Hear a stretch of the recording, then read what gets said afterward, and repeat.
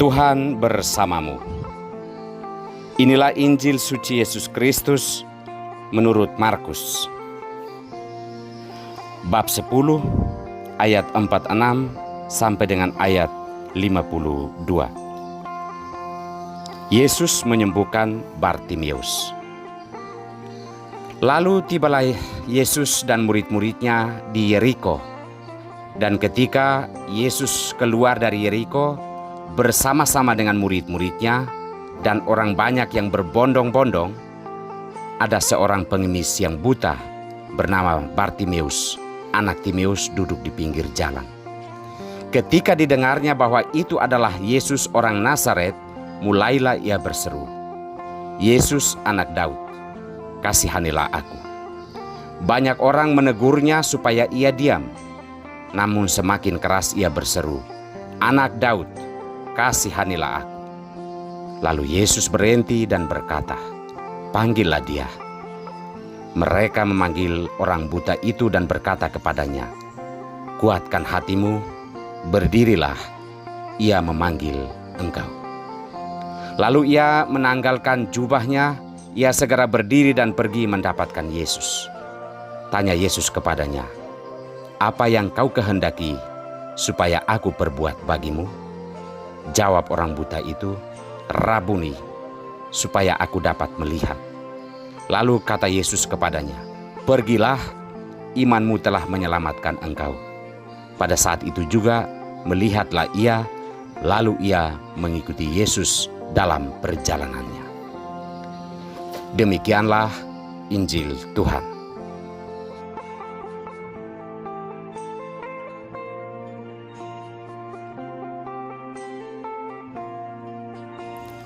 Betapa elok ciptaan Tuhan. Inilah sampan bersama saya, Pater Domikevi SVD. Bapak, Ibu, saudara-saudariku yang terkasih, dimanapun saat ini Anda berada. Suatu ketika, aku menumpang dalam sebuah bus angkutan dengan seseorang yang berasal dari luar NTT.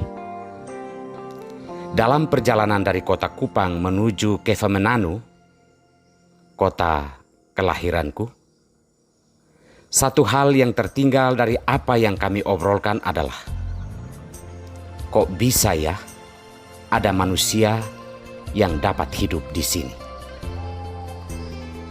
Ia kaget dengan alam dan tanah timur yang kering serta berbatu-batuan. Dalam bayangannya, tidak mungkin orang bisa hidup di daerah yang kering dan tandus seperti tanah timur. Apa yang ia katakan memang benar adanya, tetapi itulah rahasia yang ilahi. Ketika pertama kali aku merantau ke tanah Jawa, Flores, dan terus ke bumi Borneo, saya kagum melihat alam yang begitu indah dan subur. Segalanya ada di sana. Itu pula adalah keagungan Tuhan. Tuhan ternyata tidak menciptakan bumi kosong. Yang kering dan tandus tetap elok, dan juga yang kaya dan subur, semuanya elok adanya. Betapa elok karyamu ya Tuhanku. Saudara-saudariku terkasih, tidak ada yang kebetulan di dunia ini. Semua yang pernah diciptakan oleh Allah merupakan rencana Allah yang matang, baik itu manusia maupun alam ciptaan. Dalam kitab Putra Sirak, kita mendengar bagaimana ungkapan kekaguman terhadap karya Allah. Segalanya diciptakan dan dipelihara baik oleh Tuhan dengan begitu bijaksana.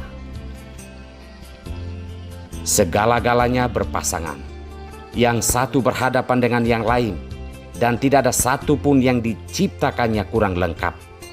Yang satu menguatkan kebaikan dari yang lain, dan siapakah gerangan pernah puas memandang kemuliaan Tuhan? Demikian kata kitab Putra Sirak. Kita mau diingatkan untuk memandang hidup sebagai sesuatu yang elok yang pernah diciptakan oleh Tuhan, yang baik dan yang kaya, yang pintar dan yang kurang pintar, diciptakan untuk mengisi yang kurang baik dan yang kekurangan. Itulah indahnya hidup jika benar-benar kita sadari dan hayati dengan baik. Dalam Injil hari ini, kisah Bartimeus yang buta menunjukkan kepada kita bagaimana Yesus menyembuhkan Bartimeus yang buta, yang telah menghabiskan sebagian besar hidupnya di jalanan untuk meminta bantuan dari orang lain. Kehadiran Yesus membuat kehidupan Bartimeus berubah 100%. Ia yang hidup hanya bergantung pada belas kasihan orang lain karena cacat mata, kini dibuat Yesus begitu indah dan ia boleh memandang keelokan yang pernah diciptakan oleh Tuhan sepanjang hidupnya. Saudara-saudariku terkasih, mungkin saja selama ini kita buta dan tak mampu melihat karya agung Tuhan yang begitu elok dalam hidup kita sendiri, hidup sesama dan hidup alam ciptaan.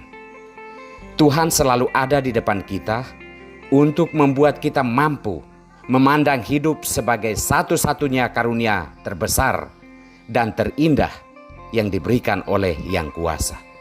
Kita mengeluh, kita kecewa dengan kehidupan, namun Tuhan melalui sabdanya hari ini mau memelekkan mata kita yang hanya mampu memandang sebatas katak dalam tempurung terhadap kehidupan ini. Ada begitu banyak hal indah dalam hidup yang harus kita pandang, kita alami dan terutama kita syukuri. Namun kita malah menghabiskan sisa-sisa hidup kita dengan keluhan, bermalas-malasan, dan bahkan mengutuk hidup sendiri karena kita tak mampu melihat keelokan yang diciptakan Tuhan di dalam kehidupan kita.